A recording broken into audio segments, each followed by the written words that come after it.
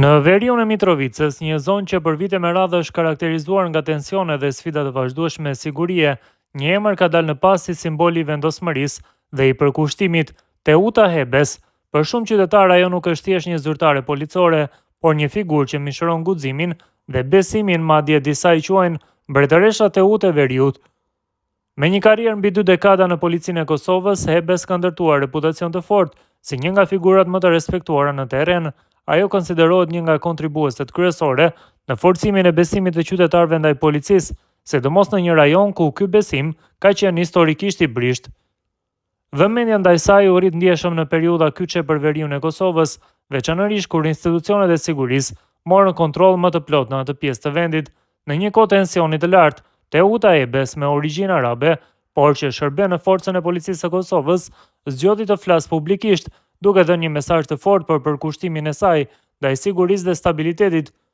Jo që besa për pa vdek nuk të lëshoj o veri, kishte deklaruar ajo, një fjali që u përhap gjegjësisht dhe u interpretua si dëshmi e vendosmërisë së saj për të qëndruar në detyrë pavarësisht rrezikut. Një nga momentet që e bëri edhe më të njohur në opinionin publik ishte përballja e saj me Aleksandar Arsenejević. Sipas raportimeve, Hebes reagoi me profesionalizëm dhe vendosmëri, duke neutralizuar situatën në një moment kur tensionet mund të përshkallëzoheshin. Ky veprim u pasi shembulli i zbatimit të ligjit pa kompromis, por edhe me maturi. Megjithatë, figura e saj nuk kufizohet vetëm në aspektin e forcës dhe të rendit, përkundrazi shumë qytetarë e njohin edhe për anën e saj humane.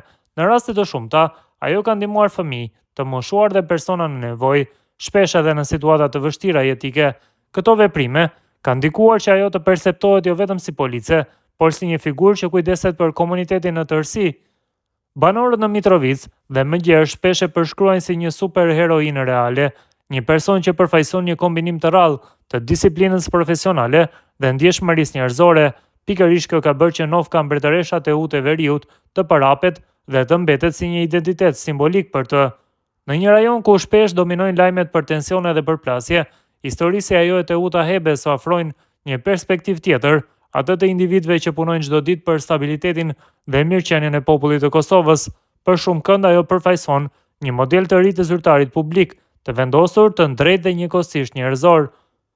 Ndërsa sfidat në veriun e Kosovës vazhdojnë për shkak të acarimeve me komunitetin serb atje, figura si Teuta Hebes mbeten kyçe për ruajtjen e rendit dhe ndërtimin e urave të besimit mes institucioneve dhe qytetarëve.